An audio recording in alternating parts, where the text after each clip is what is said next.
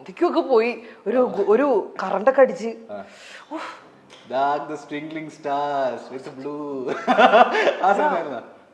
മമ്മൂക്കനെ interview ചെയ്തപ്പോഴാണ് മമ്മൂക്കനെ ഞാൻ നേരിട്ട് കണ്ടപ്പോ എന്റെ കിളിയൊക്കെ ഇതുപോലെ പോയതാണ്. അത് പിന്നെ ഞാൻ ഒരു 2 പടം ചെയ്ത് കഴിഞ്ഞപ്പോഴത്തേനും എനിക്കൊരു സമാധാനമുണ്ട്. ആളുടെ അടുത്ത് ചെന്ന് കഴിഞ്ഞപ്പോ അങ്ങനെ വിറവലൊന്നും വരില്ല. ഷാറുഖ് ഖാനെ കണ്ടിട്ട് ഔട്ട്, പിച്ച് ഔട്ടായി പോയി. ഞാൻ മൊത്തത്തിൽ ഔട്ടായി പോയി. ഞാൻ എൻജിൻ ഔട്ട് കംപ്ലീറ്റ്ലി. അടുത്തത് ചേച്ചി ദയവ് ചെയ്ത് ഇനി വരുന്ന ഈ സാധനത്തിന് ചേച്ചി എന്റെ പേര് പറയരുത്. എനിക്കറിയാം ചേച്ചിക്ക് എന്റെ പേര് പറയാൻ. എനിക്ക് എന്നെ ഇന്റർവ്യൂ ചെയ്തതിൽ ഇഷ്ടപ്പെട്ട ആളാരാണെന്നായിരിക്കും ചോദ്യം. അല്ലേ ഏറ്റവും ബ്യൂട്ടിഫുൾ ആയിട്ട് അല്ലെങ്കിൽ ഏറ്റവും ഹാൻസം ആയി തോന്നിയ ഇന്റർവ്യൂ ചെയ്ത സെലിബ്രിറ്റി ഡാഷ് ആണ്. ഞാൻ ഇന്റർവ്യൂ ചെയ്തിട്ട് സുന്ദരനായിട്ട് തോന്നിയ ബ്യൂട്ടിഫുൾ ആയിട്ട് തോന്നിയ 2 പേര്. Obviously it Shahrukh Khan. ഞാൻ അങ്ങനെ ഒരുപാട് ആക്ടേഴ്സിനെ ഇന്റർവ്യൂ ചെയ്തിട്ടില്ല. ഇന്റർവ്യൂ ചെയ്തത് പരിചയപ്പെട്ടത് പറയാം. അങ്ങനെയാണ് മമ്മൂക്ക. എന്ത് സുന്ദരനാണെന്നറിയാമോ? സിനിമയിൽ കാണുന്ന പോലെയല്ല, നേരിട്ട് കാണാൻ ഞാൻ കണ്ടിട്ടുണ്ട്. റൊഷാക്ക് മൂവിയുടെ ഭാഗമായിട്ട് നമ്മൾ ഇന്റർവ്യൂ ചെയ്തിരുന്നേ. എനിക്ക് ക്വസ്റ്റ്യൻ ചോദിക്കാൻ പറ്റണ്ടേ, പുള്ളിയുടെ ആ ഒരു ഓറയിൽ നമ്മളിങ്ങനെ നോക്കിയിരിക്കും. മമ്മൂക്കന് വേണമെങ്കിൽ നമുക്കൊരു 1 മണിക്കൂർ ഉള്ളിൽ വെറുതെ പ്രൈസ് ചെയ്തോണ്ടിരിക്കാം. ഇന്ന് സുന്ദരനാണ്. പക്ഷെ സൗന്ദര്യത്തിനേക്കാളൊക്കെ മേളില് I should tell this, since നമ്മൾ മമ്മൂക്ക എന്നുള്ളൊരു വാക്ക് പറഞ്ഞത് കൊണ്ട് ഈ സമയത്തും മമ്മൂക്ക എടുക്കുന്ന സ്റ്റാൻഡും മമ്മൂക്ക ചെയ്യുന്ന സിനിമകളും മമ്മൂക്കയുടെ ഓരോ തീരുമാനങ്ങളും it is beyond our imagination. ഇതൊക്കെ ഓരോ ബെഞ്ച് മാർക്കാണ്. മമ്മൂക്ക ചെയ്യുന്ന ഓരോ സിനിമ ആയിക്കോട്ടെ, അത് പ്രത്യേകിച്ച് ഈ ഒരു ടൈമിൽ. ഇപ്പൊ മമ്മൂക്ക എന്ന് പറഞ്ഞു കഴിഞ്ഞാൽ വേറെ ഇത്രയും നാള് സൂര്യനായിട്ട് ഉദിച്ചു നിന്ന് ഇപ്പൊ അതിന്റെ പുറകിൽ വേറൊരു സൂര്യനും കൂടെ വന്ന എങ്ങനെ ഇരിക്കും? അത്രയ്ക്കും പ്രകാശം പരത്തുന്ന ഒരു നിലയിലേക്കാണ് മമ്മൂക്ക ഇപ്പൊ നിന്നോണ്ടിരിക്കുന്നത്. ബാക്ക് ടു ബാക്ക് സിനിമകളുടെ സെലക്ഷൻ, എടുക്കുന്ന ഓരോ പൊളിറ്റിക്കലി കറക്റ്റ് ആയിട്ടുള്ള സ്റ്റാൻഡുകൾ. ഇപ്പൊ ജൂഡിന്റെ ഒരു വിഷയം വന്നു, അപ്പൊ മമ്മൂക്ക അതില് ഒരു കമന്റ് പറഞ്ഞു. അത് പറഞ്ഞപ്പോൾ സ്വാഭാവികമായിട്ടുള്ള നമ്മുടെ ഒരു സോഷ്യൽ കൺസ്ട്രക്റ്റിൽ എല്ലാവരും പറയുന്ന ഒരു കാര്യമാണ് മമ്മൂക്ക പറഞ്ഞത്. പക്ഷെ മാറി വരുന്ന സമയപരിതസ്ഥിതിയിൽ ആളുകൾ അത് പോയിന്റ് ഔട്ട് ചെയ്തപ്പോൾ ഈ സ്ഥാനത്ത് നിന്നിട്ടും ഇത്രയും പ്രിവിലേജ്ഡ് ആയിട്ടും അത് തിരുത്തി അതാരെങ്കിലും ഹേർട്ട് ചെയ്തിട്ടുണ്ടെങ്കിൽ ഞാൻ ക്ഷമ പറയുന്നു. ആ ഒരു സ്റ്റാൻഡ് എടുത്തതിന് സമ്മതിക്കണം.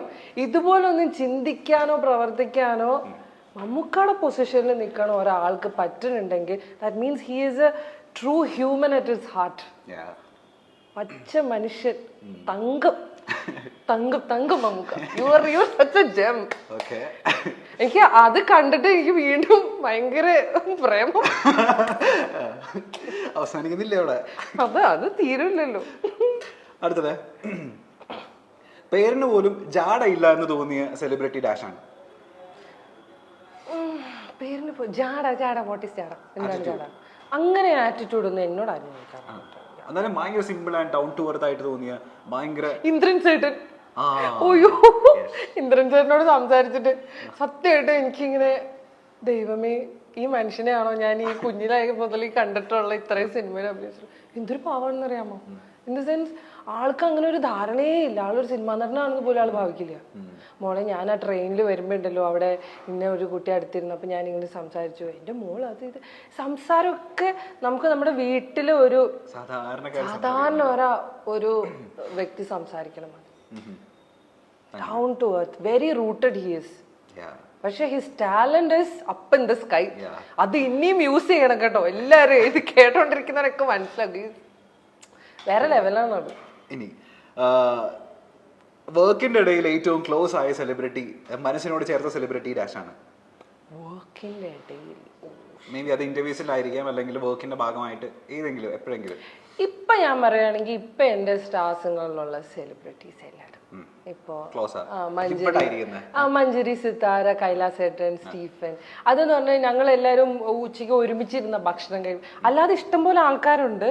But I'm not a social butterfly like that. ഞാൻ എപ്പോഴും അങ്ങനെ ഭയങ്കര സർക്കിൾസിൽ ഇല്ല, അങ്ങനെ ഇല്ല. അതുകൊണ്ടാണ് എനിക്കങ്ങനെ പറയാൻ പറ്റാത്തത്. പക്ഷെ ഇപ്പൊ എന്ന് പറഞ്ഞാൽ ഞങ്ങളുടെ ഷൂട്ട് ബ്രേക്സിലൊക്കെ ഒരുമിച്ചിരുന്നൊരു ഫുഡടി ഉണ്ട്. അത് ഭയങ്കര രസമാണ്. അങ്ങനെ ഇന്ന ആളുടെ പാത്രം എന്നൊന്നുമില്ല, എല്ലാവരും എല്ലാ പാത്രത്തിൽ നിന്നും തിന്നും. ഭയങ്കര രസമാണ് വർത്താനം, ഗോസിപ്പുകൾ, കഥകൾ, ട്രിപ്പ് കഥകൾ, നല്ല രസമാണത്. അപ്പൊ അവരെ ഇഷ്ടമാണ് ഇപ്പൊ. ഇനി കയ്യിൽ നിന്ന് പോയ ഇന്റർവ്യൂ അല്ലെങ്കിൽ സ്റ്റേജ് ഷോ? അനവധി നിരവധി ഇഷ്ടം പോലെ ഉണ്ട്. പക്ഷെ എന്റെ കയ്യിൽ നിന്ന് പോയാലും ഞാൻ അങ്ങനെ അറിയിക്കില്ല. തകർത്ത് തരിപ്പണമായ സിറ്റുവേഷൻ ഒക്കെ ഉണ്ട്, കരഞ്ഞിട്ടൊക്കെ ഉണ്ട്. വലിയ വലിയ മെഗാ ഷോയിലൊക്കെ ബ്ലണ്ടർ അടിച്ചിട്ടേ. ഒരു എക്സാമ്പിൾ പറയാ, ഏറ്റവും അബദ്ധം പറ്റിയ ഒരു സാധനം. അതെ, പക്ഷെ എനിക്ക് പേഴ്സണലി ഭയങ്കര ഹേർട്ടായി പോയി. എനിക്ക് അങ്ങനെ പറ്റിപ്പോയല്ലോ എന്നുള്ളൊരു സങ്കടം. അത് UK വെച്ചിട്ടൊരു ഷോ, അവിടെ വെച്ചിട്ടൊരു അവാർഡ് നൈറ്റ്. അപ്പൊ അനിൽ കപൂർ ആണ് ഗസ്റ്റ് അല്ല, പുള്ളി ഉണ്ട്. അപ്പൊ പുള്ളി വന്നിട്ട്, നമ്മുടെ ഹിന്ദി നടൻ അനിൽ കപൂർ, അപ്പൊ പുള്ളി വന്നിട്ട് ബെസ്റ്റ് ആക്ടർ ഇന്ന ആളാണെന്ന് അനൗൺസ് ചെയ്യണം. അത് ഏറ്റവും ഹൈപ്പിലാണ്. ഈ best actor award is like അങ്ങേറ്റം നമ്മൾ ഹൈപ്പിൽ നിൽക്കുന്ന സമയമാണ്. ഞാനാണെങ്കിൽ ഒരു 3-4 മണിക്കൂർ ഷോ കണ്ടിന്യൂസ് പറഞ്ഞ് എന്റെ കിളി എവിടെ വെച്ചിട്ട് പോയിട്ടുണ്ടായിരുന്നു. അപ്പൊ ഈ കാർഡ് കൊണ്ട് തന്നു. അപ്പൊ അനിൽ കപൂറിന് ഞാനത് കൊടുത്തിട്ട് അനിൽ കപൂർ ആണത് വായിക്കേണ്ടത്. അത് പറഞ്ഞു പിടിച്ചു വന്നപ്പോ ഞാനത് അനൗൺസ് ചെയ്തു. അതാണെങ്കിൽ അനിൽ കപൂറിനോട്ട് മനസ്സിലാവണമില്ല. Anil Kapoor what did you say? ഞാന് ആൾക്കാര് കൂവാൻ നടക്കുന്നു. അപ്പൊ നമുക്കൊരു സംയമനം നമ്മൾ തിരിച്ചു പിടിക്കുന്നുണ്ടല്ലോ. നമ്മള് വളരെ നൈസായിട്ട് ഇതൊരു ഷൂട്ടാണ്, ഇത് കട്ട് ചെയ്തെടുക്കാൻ പറ്റുന്നൊക്കെ ഉള്ളൊരു പ്രിട്ടൻഷനിൽ ഞാനത് കൊടുത്തിട്ട് പറഞ്ഞു റീഡ് ഔട്ട് ദ നെയിം എന്ന് പറഞ്ഞു. പുള്ളി റീഡ് ഔട്ട് ചെയ്തു. അപ്പൊ ആൾക്കാർക്ക് ഒന്നും ചെയ്യാൻ പറ്റില്ല. അതാ ഞാൻ പറഞ്ഞു, ഞാനത് നന്നായിട്ട് മാസ്ക് ചെയ്യും, പരിപാടി മാനേജ് ചെയ്യും. അതൊക്കെ തീർത്തും നല്ല പ്രസൻസ് ഓഫ് മൈൻഡ് നമുക്ക്. അതുപോലെ തന്നെ ഒരു പ്രാവശ്യം അതും ഇതുപോലെ തന്നെ ഈ സെയിം ടീമിന്റെ അവാർഡ്സ് UK വെച്ച് ബർമിംഗ്ഹാമിലെങ്ങാണ്ട് വെച്ചിട്ട്. അപ്പൊ മമ്മൂക്ക, സുൽഫിത്ത് മാം, എന്റെ അമ്മേ അത് ഞാൻ കണ്ടിട്ടുണ്ട്. പക്ഷെ ഒരു കാര്യം പറഞ്ഞാൽ അത് മാനേജ് ചെയ്തത് കിട്ടില്ലായിരുന്നു. ഞാൻ വിചാരിച്ചിട്ടുണ്ട് തന്റെ സ്ഥാനത്തൊക്കെ ഞാനായിരുന്നെങ്കിൽ എന്നെ വേറെ വല്ലവരും ആയിരുന്നെങ്കിണ്ടല്ലോ സത്യമായിട്ട് അവിടെ നിന്ന് കരഞ്ഞേനെ. കാരണം മമ്മൂക്ക് മുടക്കിയൊന്ന് അത് ഭയങ്കര സീനായിരുന്നു അത്. അപ്പൊ ചാനലിന്റെ സൈഡിൽ നിന്ന് റിക്വസ്റ്റ് ആയിരുന്നു ദുൽഖറിന് അവാർഡ് കൊടുക്കുന്നത് സുൽഫിത്ത് മാം കൊടുക്കണം. അത് അവരോട് പറഞ്ഞിട്ടും ഇല്ല. മാം അങ്ങനെ സ്റ്റേജിൽ അങ്ങനെ വരുന്നത് വളരെ റെയർ ആയിട്ടാ. അപ്പൊ ഞാൻ പറഞ്ഞു ഞാനൊന്ന് ശ്രമിച്ചു നോക്കാന്ന് പറഞ്ഞു. ഞാൻ കേറിയിട്ട് ഞാൻ അനൗൺസ് ചെയ്തു ഈ അവാർഡ് കൊടുക്കാൻ വേണ്ടി സുൽഫിത്ത് മാം വരണം എന്നുള്ളത്. നമുക്ക് എടുത്ത വഴിക്ക് താഴെ നിന്നിട്ട് പുള്ളി ഓൺ ക്യാമറ തന്നെ പറഞ്ഞു പറ്റൂല. നമ്മള് തകർന്ന്.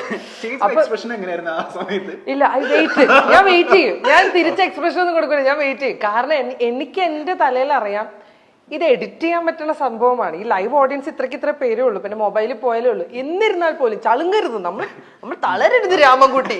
നമ്മളെ കല്ലെറിയാൻ ഇഷ്ടംപോലെ ആൾക്കാർ വെച്ച് നമ്മൾ തളരരുത്. അത് നോക്കി നമുക്ക് പറ്റില്ല എന്ന് പറഞ്ഞു. ദുൽഖർ അമ്മയുടെ കൈ കയറി പിടിച്ച് പോകണ്ടെന്നൊക്കെ, ദുൽഖർ ഇങ്ങനെ പോകണ്ടെന്നുള്ള രീതിയിൽ തടസ്സപ്പെടുത്തി. എല്ലാവരും ഭയങ്കര അവർക്ക് ഇഷ്ടപ്പെട്ടില്ല പറഞ്ഞത്. അപ്പോഴും അവർക്കും അറിയില്ല അവാർഡ് കൊടുക്കേണ്ടത് ദുൽഖറിനാണെന്നുള്ളത്. അത് ഞാൻ പറഞ്ഞിട്ടില്ല. എന്നിട്ട് ഞാൻ വീണ്ടും പറഞ്ഞു. മൂന്നാമത് പറഞ്ഞു കഴിഞ്ഞപ്പോ നമുക്കുടെ മുഖമൊക്കെ ശരിക്കും മാറി. അപ്പൊ ഞാൻ പറഞ്ഞു നല്ലൊരു കൈയ്യടി കൊടുത്താൽ സുൽഫിത്ത് മാം വരും. ആൾക്കാർ കൈയടിച്ചു. അങ്ങനെ ഞാൻ ഒരു തരത്തിൽ വിളിച്ച് സ്റ്റേജിൽ കൊണ്ടുവന്നു. ഇവരെല്ലാവരെയും മുഖം അപ്സെറ്റ് ആണ്. എന്നിട്ട് അവാർഡ് അനൗൺസ് ചെയ്തു ദുൽഖറിനാണെന്നുള്ളത്. Then it changed. അപ്പൊ എല്ലാവരുടെയും മുഖത്ത് ഭയങ്കര സന്തോഷം വന്നു. ദുൽഖർ വന്നു. ദുൽഖറിനും ഭയങ്കര ഹാപ്പി ആയി. അമ്മയുടെ കയ്യിൽ നിന്ന് അങ്ങനെ അതൊരു നല്ല മൊമെന്റ് അല്ലേ അത്. അത് ഞാൻ നോക്കുമ്പോ നമുക്ക് അത് വീഡിയോ എടുക്കുന്നു. അതിന് നമുക്ക് വീഡിയോ എടുക്കും. നമുക്ക് അത്രേ ഉള്ളൂ കേട്ടോ. അത് ആ സ്പോട്ടിൽ അത് തീർന്നു. അതിന് വീഡിയോ എടുക്കുന്നു. അതൊക്കെ കഴിഞ്ഞിട്ട് ഈ പറയുന്ന മാതിരി അന്ന് ലേറ്റ് ഒരു ഡിന്നറിന് മാമിന്റെ അടുത്ത് സംസാരിച്ചു. ഞാൻ ചെന്ന് സോറി പറയാൻ ചെന്നപ്പോൾ മാം പറഞ്ഞു മോളെ എനിക്ക് അങ്ങനെ ഇച്ചിരി ടെൻഷനൊക്കെ വരും അതുകൊണ്ടാണ്. പക്ഷെ നല്ലതായിരുന്നു, സന്തോഷം. അയ്യോ ഇതുപോലത്തൊക്കെ ഒരുപാടുണ്ട്. ഇപ്പൊ നമ്മൾ എല്ലാവരും അറിയപ്പെടുന്നത് ജുവൽ മേരി എന്നാണ്. പക്ഷെ പണ്ടത്തെ ഒരാളുണ്ട് മേരി ജുവൽ. അതാണ് ശരിക്കും പേര്, സ്കൂളിന്റെ പേര്. സ്കൂളിൽ അന്ന് അറിയപ്പെട്ടിരുന്നത് മഹാതല്ലിപ്പൊളിയായിട്ടുള്ള മഹാകുരുത്തങ്കേടായിട്ടുള്ള ഒരു കുട്ടിയാണെന്നാണ്. ഓർമ്മയുണ്ട് അന്ത ബാല്യകാലം? ഓഫ് കോഴ്സ് എനിക്ക് അതേ ഓർമ്മയുള്ളൂ. മറക്കാൻ പറ്റാത്ത, അതായത് നമ്മള് ലൈഫിലെ ഏറ്റവും കുരുത്തക്കേട് ചെയ്ത മരണം വരെ മറക്കാത്ത ഒരു ഇൻസിഡന്റ് പറഞ്ഞ എന്തായിരിക്കും?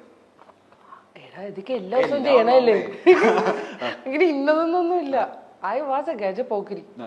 അന്ന് പറഞ്ഞു കഴിഞ്ഞാൽ ഇപ്പൊ എന്താ പറയാ, ഫോർ എക്സാമ്പിൾ പറയുകയാണെങ്കിൽ എനിക്ക് ക്ലാസ്സിലൊന്നും ഇരിക്കാൻ ഇഷ്ടമല്ല. അപ്പൊ നമ്മൾ മനപ്പൂർവ്വം അലമ്പുണ്ടാക്കിയിട്ട് അവരെ ഇറക്കി വിടും. ആദ്യം വരാന്തയിൽ മുട്ടുത്തും, അത് കഴിയുമ്പോൾ അവിടെ എണീപ്പിച്ചു കൊടുത്തു, പിന്നെ കൈ ഒക്കി പിടിച്ചു കൊടുത്തു. അപ്പൊ നേരെ താഴെ പ്രിൻസിപ്പളിന്റെ ഓഫീസ്. ഔട്ട്സ്റ്റാൻഡിംഗ് പെർഫോമർ തീരെ അവാർഡാണ്. അവര് കുറെ നേരം കണ്ട് അവർക്ക് ബോറടിക്കുമ്പോൾ പിടിച്ച് അവിടെ പിടിച്ചു നിർത്തും, പ്രിൻസിപ്പളിന്റെ വാദിക്ക് നിർത്തും. നമുക്കൊരു നാണവമാനം ഇല്ലായിരുന്നു ആ സമയത്ത്. ഒന്നുമില്ല, ക്ലാസ് ബോറാണ്. ഒരു റബ്ബർ എടുക്കാൻ ഫ്രണ്ടിൽ ഇരിക്കുന്നവനായിട്ട് കീച്ച. അപ്പൊ അവൻ തിരിയും. അപ്പൊ ടീച്ചർ നോക്കുമ്പോ ഒരു അലമ്പ്, സ്റ്റാൻഡപ്പ് മേരിജുവൽ സ്റ്റാൻഡപ്പ്, ആ ബെഞ്ചിൽ ഇരിക്കുന്ന മൊട്ട അവന്മാര് എഴുന്നേറ്റോ പൊക്കോ. അന്ന് എന്ന് പറഞ്ഞു കഴിഞ്ഞാൽ ഞാനും കുറെ അലമ്പ് ബോയ്സും അങ്ങനെയാണ്. ഞങ്ങള് ബെഞ്ചിൽ ക്ലാസ്സിൽ എഴുന്നേപ്പിച്ച് നിർത്തിയിട്ടുണ്ട്. ക്ലാസ് നടക്കുമ്പോ നമ്മൾ എഴുന്നേറ്റ് കൈയൊക്കെ പൊക്കി പിടിച്ച് നിന്നിട്ടുണ്ട് ക്ലാസ്. ആമ്പിള്ളേരൊക്കെ കയറുമ്പോ നെഞ്ചത്തിരിക്കുവായിരുന്ന ആമ്പിള്ളേരൊക്കെ കയറിയിട്ടേ നമ്മൾ ഇടിക്കുവായിരുന്ന. പിന്നെ ഞാൻ നല്ല അലമ്പായിരുന്നു. അവന്മാരെ എന്നെ ഇടിക്കുമായിരുന്നു. അവരെ സംബന്ധിച്ചിടത്തോളം എന്നെ അങ്ങനെ ഒരു പെൺകുട്ടി എന്നുള്ള രീതിയിൽ അവരാരും കൂട്ടിയിട്ടില്ല സത്യം പറഞ്ഞ. അളിയൻ ബന്ധങ്ങൾ അല്ല അലമ്പായിരുന്നു. സസ്പെൻഷൻ ആയിട്ട് കിട്ടേണ്ടി വന്നില്ല. ഞാൻ സ്കൂൾ മാറുമല്ലോ കുറച്ച് കഴിയുമ്പോ. അപ്പൊ ചുരുക്കി പറഞ്ഞ ഈ +2 വരെ നമ്മൾ എത്ര സ്കൂള് മാറിയിട്ടുണ്ട്? 5. സീരിയസ്ലി മാൻ, ഞാൻ ആമ്പിള്ളേരുടെ ഒക്കെ കാര്യത്തിൽ ഇങ്ങനെ കേട്ടിട്ടുണ്ട്. First time. ഇത് അലമ്പ് മാത്രമല്ല, കുറച്ച് ഭയങ്കര ഇമോഷണൽ ട്രോമയൊക്കെ അടിക്കും, പ്രേമൊക്കെ പൊട്ടും. ഞാൻ പിന്നെ ഓരോ സ്കൂളിൽ നിന്ന് ഇറങ്ങി അടുത്ത സ്കൂളിൽ പോയി. അതിനെ നന്നാക്കാൻ വേണ്ടി ഒരു സമയത്ത് കൊണ്ട് ഗേൾസ് സ്കൂളിൽ ഇട്ട്. അവിടെ നിന്ന് ഇറങ്ങിയപ്പോ കേക്ക് വൈസ് പ്രിൻസിപ്പൽ ഇറങ്ങിയപ്പോ എന്റെ ഫാദറിന്റെ അടുത്ത് നിന്ന് പറയാ, മോളെ ഒരിക്കലും ആർട്സ് കോളേജിൽ വിടരുത്, ഇവള് തീവ്രവാദിയായി പോകുന്നത്. അങ്ങനെയല്ലേ ഞാൻ നേഴ്സിംഗ് കോളേജിൽ എത്തിയത്. പഠിക്കാനുള്ള കാര്യത്തിൽ പഠിക്കും. നമുക്ക് ദൈവം കുറച്ച് ബുദ്ധി തന്നിട്ടുണ്ട്. ഇത് my brain is actually very good. എനിക്ക് 15 ദിവസം മതി എൻറ്റയർ വർഷമൊക്കെ പഠിച്ചു തീർക്കാൻ. അപ്പൊ അവസാനം പോയിട്ട് ഫുൾ അടിച്ച് പഠിച്ച് പാസ്സാവും. നമ്മള് ബിഎസ്സി നഴ്സിംഗ് ആയിരുന്നില്ലേ?